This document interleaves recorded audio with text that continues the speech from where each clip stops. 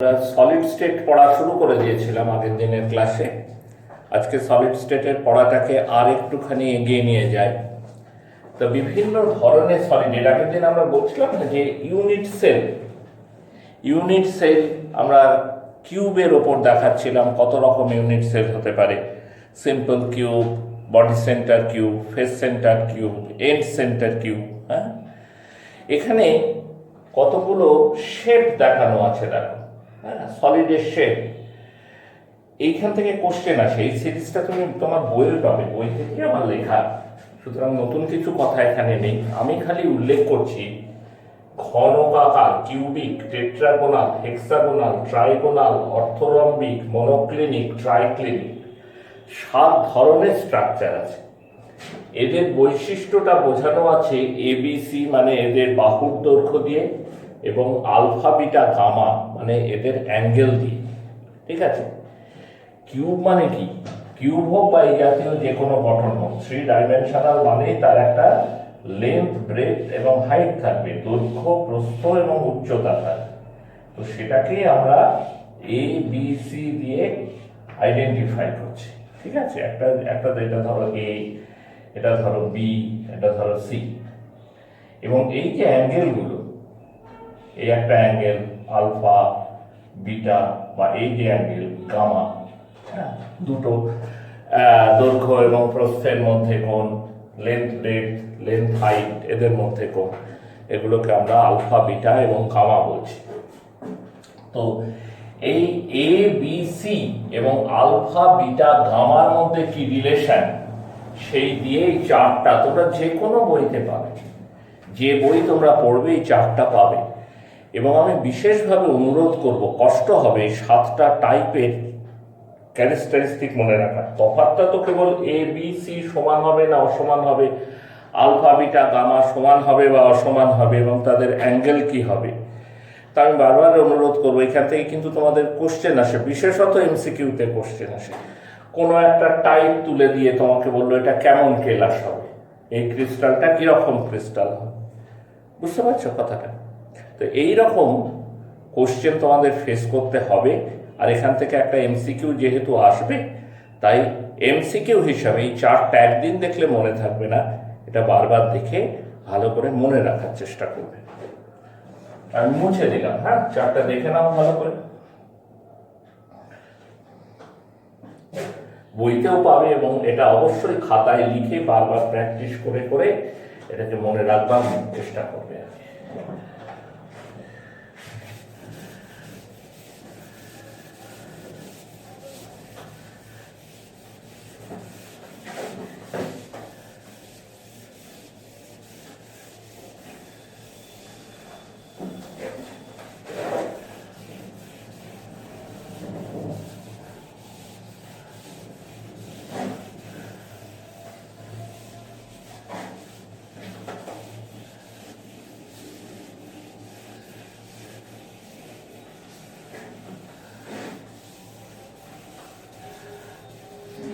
এইবার আমরা যে জিনিসটা পড়বো সলিডের, বুঝেছো? আমরা তো এর আগের দিন ইউনিট সেলগুলো বলছিলাম। সিম্পল কিউব, সাধারণ ঘনকাকার।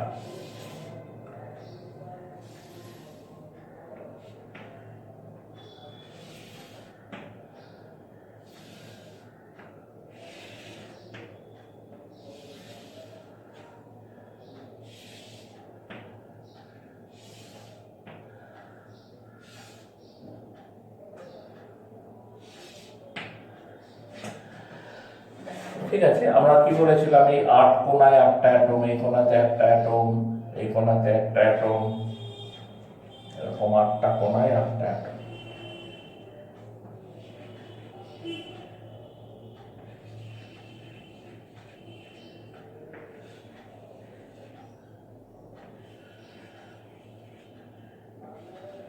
তাহলে এই ইউনিট সেলটায় মোট কটা অ্যাটম?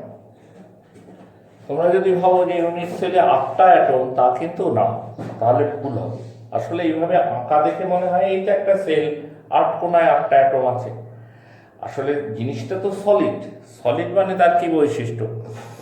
ইন্টার মলিকুলার ডিস্টেন্স খুবই কম, হ্যাঁ, নেই বললেই চলে। মানে একটা মলিকুল আর একটা মলিকুলের ঘাড়ের ওপর প্রায় চেপে বসে আছে, প্রায় বললে হবে না, চেপেই বসে আছে। এবং ছবি এঁকে দেখানো যায়, এটা তোমাদের বই খুব সুন্দর করে কালার করে আঁকা আছে, আমি এখানে তো অত ভালো আঁকতে পারবো না, তো বই একটু বইটা ফলো করবে, দেখবে যে প্রত্যেকটা অ্যাটম, এই যে কোনায় এই অ্যাটমটা বা এই অ্যাটমটা বা এই অ্যাটমটা এরকম 8টা কিউবের অংশ হিসাবে থাকতে পারে। এক একটা অ্যাটম 8টা কিউবের অংশ হিসাবে থাকতে পারে, বুঝতে পেরেছ? তাহলে প্রতিটা অ্যাটম 8টা করে কিউবে আছে, তাহলে একটা কিউবে আছে কত পোরশন? 1/8 পোরশন। এক একটা অ্যাটম 8টা করে কিউব তৈরিতে পার্টিসিপেট করছে, তাহলে একটা কিউবের মধ্যে কতগুলো অ্যাটম আছে? 1/8টা অ্যাটম আছে। এইরকম অ্যাটমের সংখ্যা কত? এরকম সব অ্যাটমের সংখ্যা 8, তাহলে মোল হলো 8 × 1/8, এত অ্যাটম সমান হচ্ছে একটা অ্যাটম। তাহলে সিম্পল কিউব যার দেখতে এরকম এবং 8 কোণায় 8টা অ্যাটম আছে বলে মনে হয়, কিন্তু এফেক্টিভলি বাস্তবে থাকে একটাই অ্যাটম। সিম্পল কিউবের মধ্যে কটা অ্যাটম থাকে? একটা মাত্র অ্যাটম থাকে সিম্পল কিউবের মধ্যে। এইটা মাথায় রাখবে, এটা খুব প্রয়োজনীয় এই জিনিসগুলো পড়াশোনা করার ক্ষেত্রে। সিম্পল কিউবের মধ্যে নাম্বার অফ অ্যাটমস হচ্ছে একটা। যদি বডি সেন্টার, মুছে ফেললাম, আচ্ছা ঠিক আছে, নতুন করে আঁকা যাক।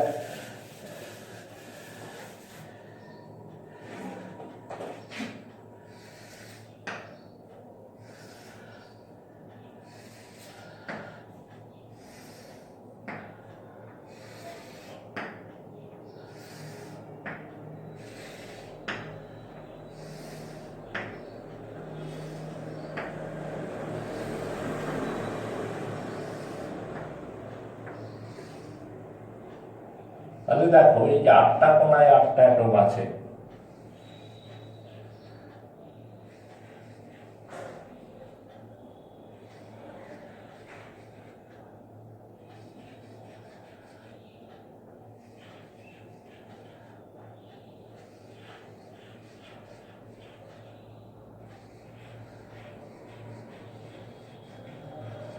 আর ঠিক গোটা কিউবের ঠিক সেন্টার পোর্শনে একটা।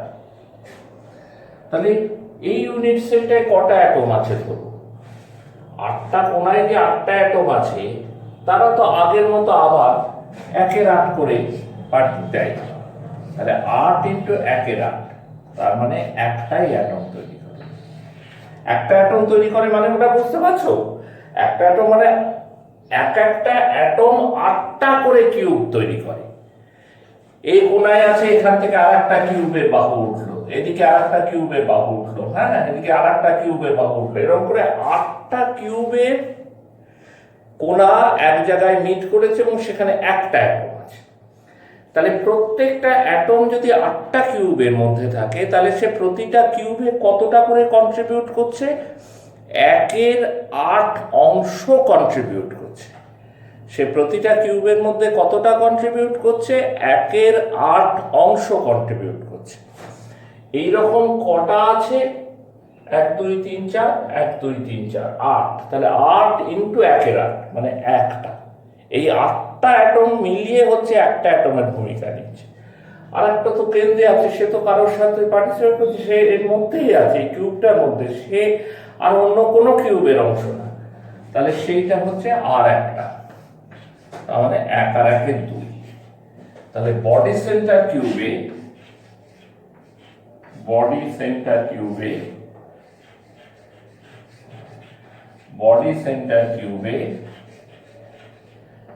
টোটাল অ্যাটম হচ্ছে 2।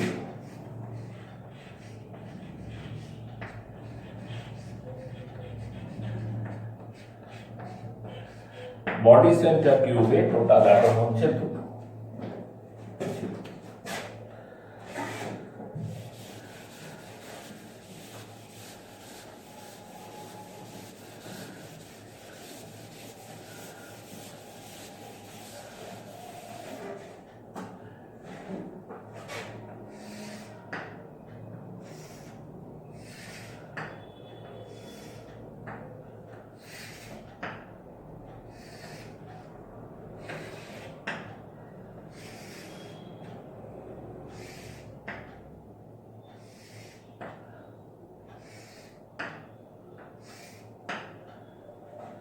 ঠিক আছে, এবার আমরা আসছি ফেস সেন্টার।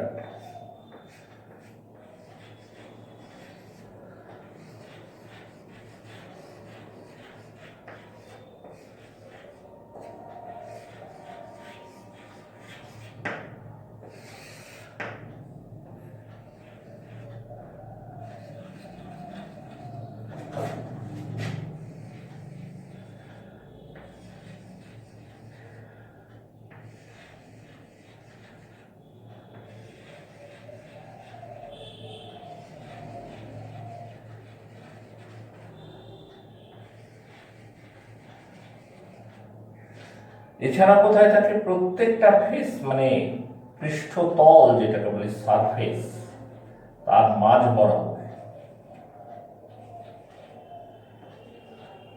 ঠিক আছে, এইটা হচ্ছে সামনের দিকে, এটা তলার দিকে, এটা একই নয়। তাহলে যথারীতি আট কোণে যে আটটা আছে তারা 8 ইন্টু 1 এই কন্ট্রিবিউট করছে। আর এই যে ফেসের মাঝামাঝি একটা করে আছে, এরা কিন্তু ধরা হয় দুটো করে কিউবের অংশ। এরা কটা কিউবের অংশ? দুটো কিউবের অংশ। তার মানে এরা হাফ হাফ করে পার্টিসিপেট করে। এরা আছে কটা? 6। 6 ইন্টু হাফ, এটা হচ্ছে 1 আর এটা হচ্ছে 3। তাহলে টোটাল নাম্বার অফ অ্যাটমস হচ্ছে 4।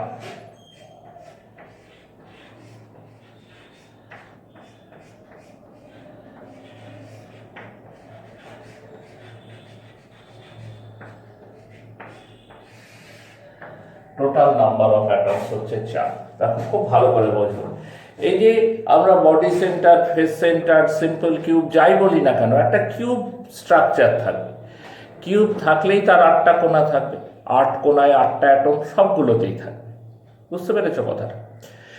এই যে 8 কোণায় 8টা অ্যাটম থাকা মানে তারা এফেক্টিভলি কাজ করছে একটা অ্যাটমের মতো। আর এই যে ফেস অর্থাৎ ইন্টারফেসের মাঝে যে অ্যাটমগুলো রয়েছে সেটা অ্যাকচুয়ালি দুটো কিউবের অংশ বলে ধরা হয়। তা সেজন্য প্রতিটা কিউবে তাদের কন্ট্রিবিউশন হচ্ছে হাফ করে। তাহলে 6 ইন্টু হাফ হচ্ছে 3, তাহলে 3 আর 1 এই টোটাল মিলিয়ে হচ্ছে 4। তাহলে এটা মনে রাখো, সিম্পল কিউব হলে, যদি সিম্পল কিউব ইউনিট সেল হলে তাতে এফেক্টিভ অ্যাটম থাকে একটা। বডি সেন্টার্ড হলে তাতে এফেক্টিভ অ্যাটম থাকে দুটো। ফেস সেন্টার হলে তাতে এফেক্টিভ অ্যাটম থাকে 4টে। আর একটা ভাগ আছে দেখবে, তোমাদের বলেছি and centre.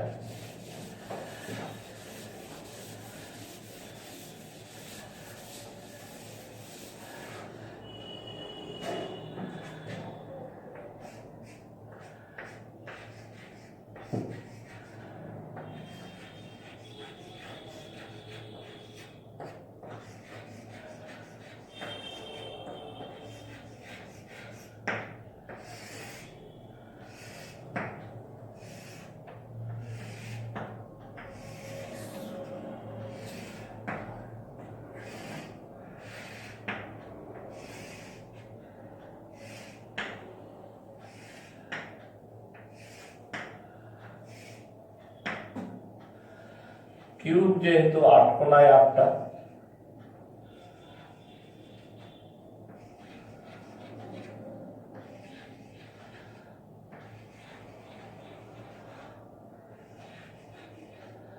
R and centre মানে এই তলার সারফেসের মাঝে একটা, উপরের সারফেসের মাঝে একটা। তো তোমরা নিজেরাই বুঝতে পারবে 8 কোণায় 8টা মানে 8 ইন্টু 1 একই হিসাব।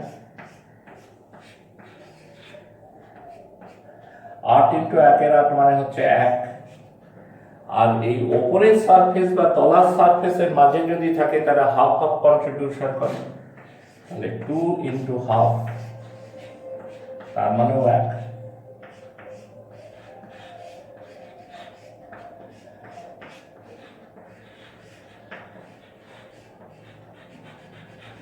টোটাল নাম্বার অফ অ্যাটমস হচ্ছে 1 + 1 দ্যাট ইজ ইকুয়াল টু 2। তাহলে এন্ড সেন্টার হলে টোটাল নাম্বার অফ অ্যাটমস হচ্ছে 2। আর একটা পসিবিলিটি তোমাদের দেখিয়ে রাখি,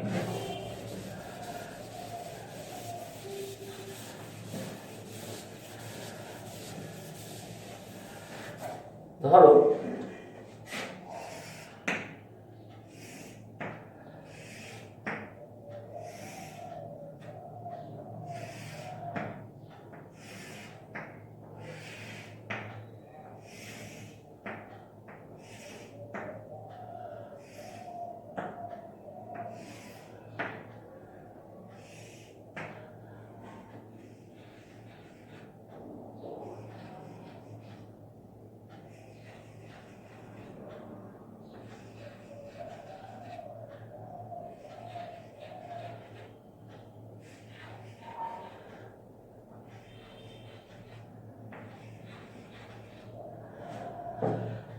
আট কোনায় আটটা রয়েছে।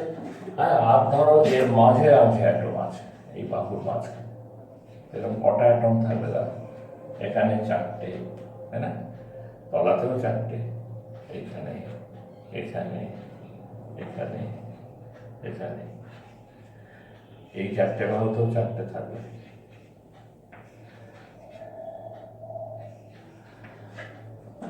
তাহলে এই যে অ্যাটমগুলো দেখছো, এরা কিন্তু এই অ্যাটমগুলো কিন্তু চারটে করে কিউবের অংশ ধরা হয়, ঠিক আছে?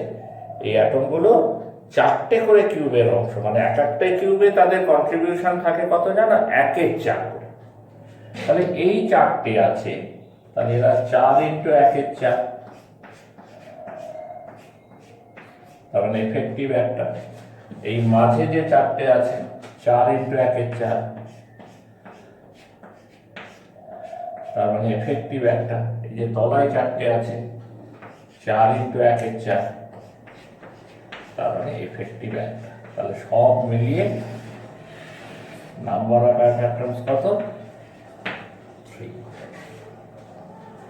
এর থেকে 3, আর এই কোনায় যা আছে তার থেকে তো 1 পাবো, তাহলে টোটাল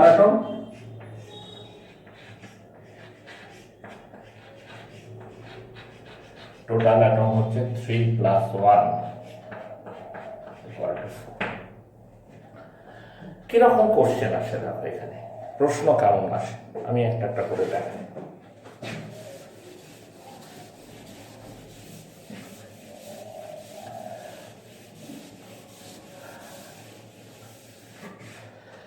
ধরো বললো একটা ক্লাসের গঠন দিচ্ছে, দেখো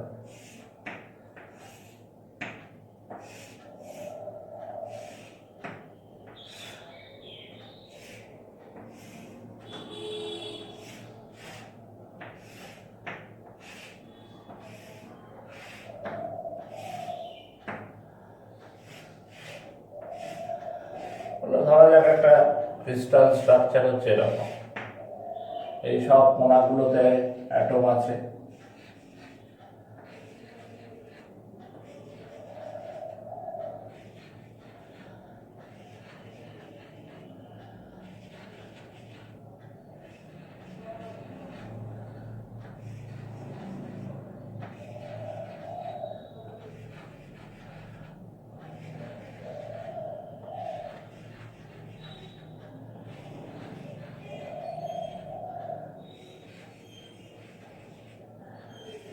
আর মাঝখানে একটা করে অ্যাটম আছে, ঠিক আছে? মাঝে একটা করে অ্যাটম আছে।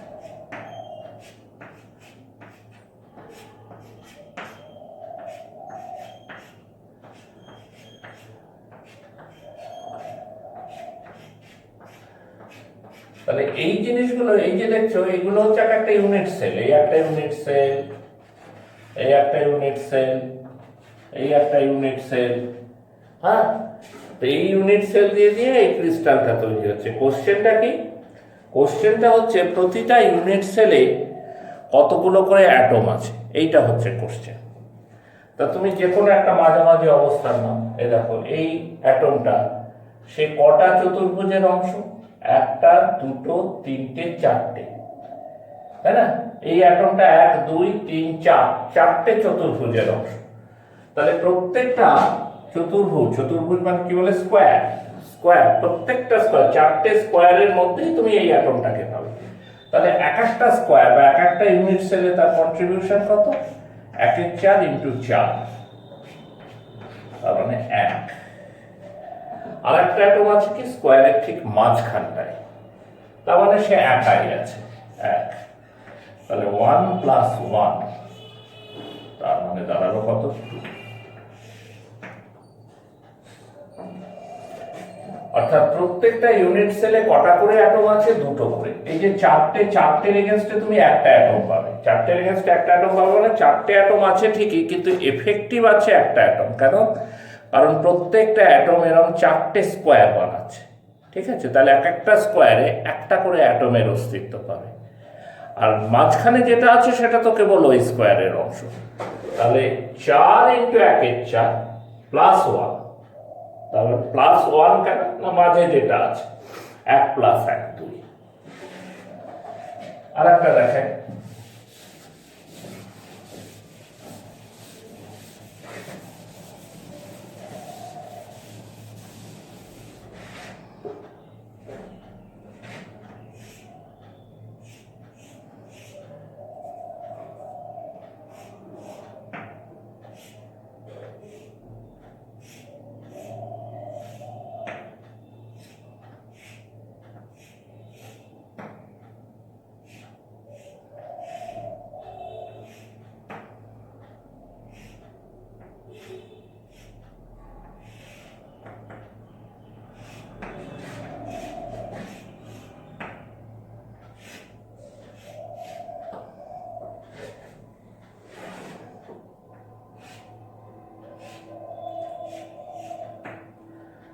এইরকম ধরো হেক্সাগোনাল, ঠিক আছে, এরকম ধরো সব হেক্সাগোনাল ইউনিট সেল আছে, এইসব কোনাগুলোতে অ্যাটম রয়েছে।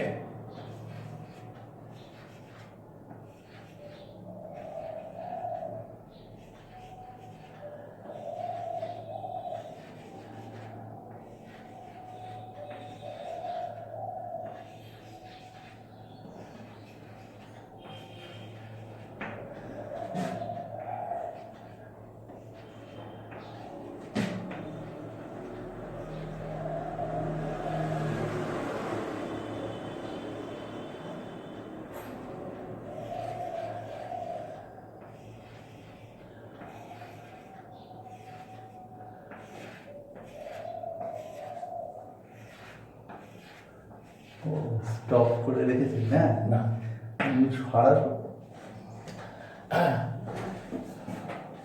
এইরকম ধরো একটা মৌমাছির চাকের মতো হেক্সাগোনাল,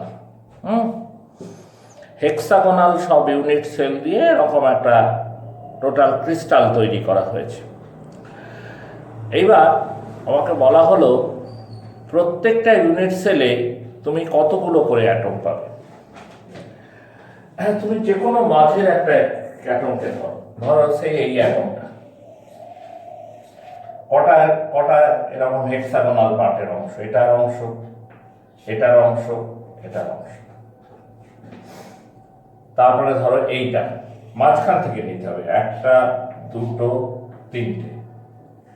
তার মানে প্রত্যেকটা অ্যাটম এরকম তিনটে করে হেক্সাগোনাল ইউনিট সেলের পার্ট।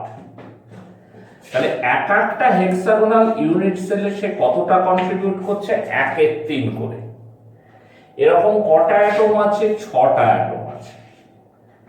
তাহলে এফেক্টিভ একটা হেক্সাগোনাল ইউনিটে রয়েছে, এই যে যদি তুমি এরকম একটাকে বের করে নাও ওই ভিড়ের মধ্যে থেকে, তাহলে তার এই যে 6টা অ্যাটম 6 কোণাতে রয়েছে, এই 6টা অ্যাটম যে 6 কোণাতে রয়েছে তারা কিন্তু কন্ট্রিবিউট করছে কটা অ্যাটমের সঙ্গে সমান? 2টো অ্যাটমের সঙ্গে সমান। আর একটা অ্যাটম তো মাঝখানে রয়েছে, মানে হিসাব নিকাশ করে এখানেও তুমি 3টে করে অ্যাটম পাচ্ছ। বুঝতে পারলে কথাটা? কোশ্চেনটা অন্যভাবেও দিতে পারে, কিরকম আমি তোমাদের দেখাই।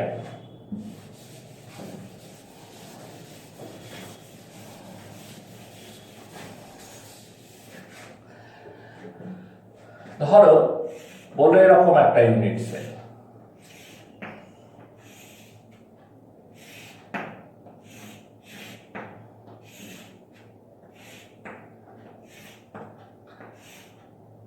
তিনটে কোনো একটা ক্রিস্টাল এরকম একটা ইউনিট সেল দিয়ে তৈরি, যে ক্রিস্টাল অ্যাকচুয়ালি এই কম্পাউন্ডটা ধরো 3টে এলিমেন্ট দিয়ে তৈরি, এ বি সি। এই অ্যাটম গুলো আছে সব ইউনিট সেলের কোনায় কোনায়।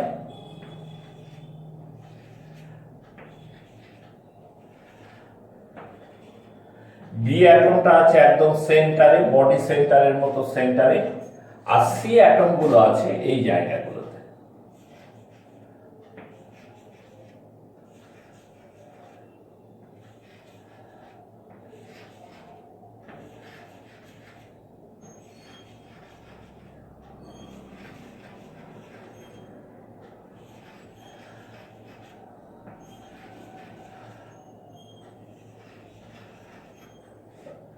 ঠিক আছে, এগুলো হচ্ছে এ অ্যাটম।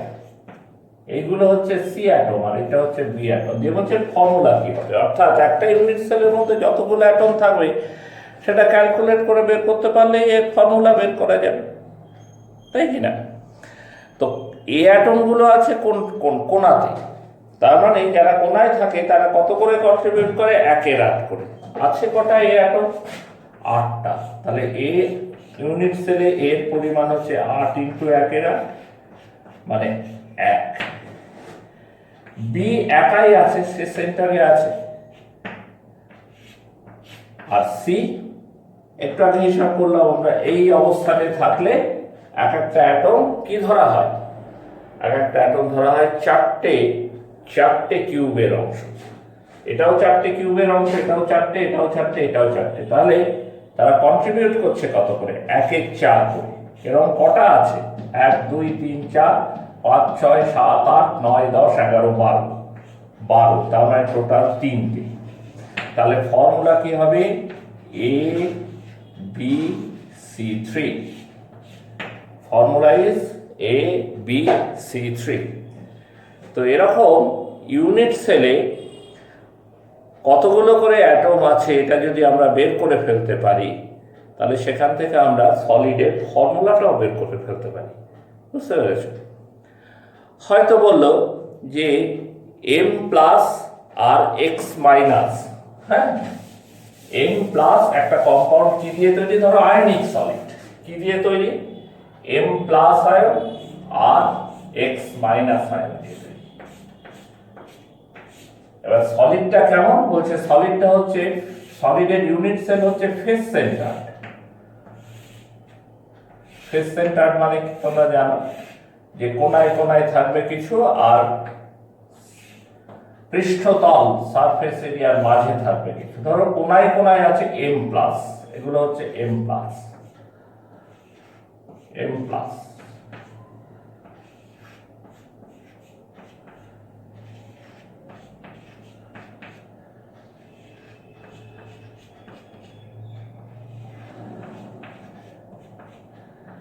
আর পৃষ্ঠতলের মাঝখানটাই আছে ধরো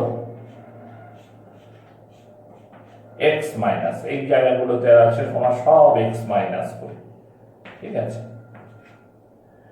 তাহলে মোট কটা M প্লাস, 8 কোনায় 8টা, তার মানে M প্লাস আয়নের সংখ্যা, এফেক্টিভ M প্লাস আয়নের সংখ্যা কত, 8 ইন্টু 1/8 মানে 1। X মাইনাস আয়নের সংখ্যা কত, 6 ইন্টু হাফ মানে 3। তাহলে ফর্মুলা কি হবে, MX3, এইটা হচ্ছে ফর্মুলা। এরকম করে ইউনিট সেলে নাম্বার অফ অ্যাটম কত, সেটার কনসেপ্ট থেকে তোমাকে একটা সলিডের ফর্মুলা বের করা অঙ্ক কষতে দিতে পারে। তো আজকে আমরা এইটুকু পড়লাম। এর পরের দিন আমরা প্যাকিং ফ্র্যাকশন এবং একটা সলিডের ডেনসিটি কি করে বার করে সেই ফর্মুলা দুটো নির্ণয় করে আমরা সলিড স্টেটের মূল যে অঙ্কগুলো আসে পরীক্ষায় সেই অঙ্কগুলো দেখব। ঠিক আছে, আজকের ক্লাস এই পর্যন্ত।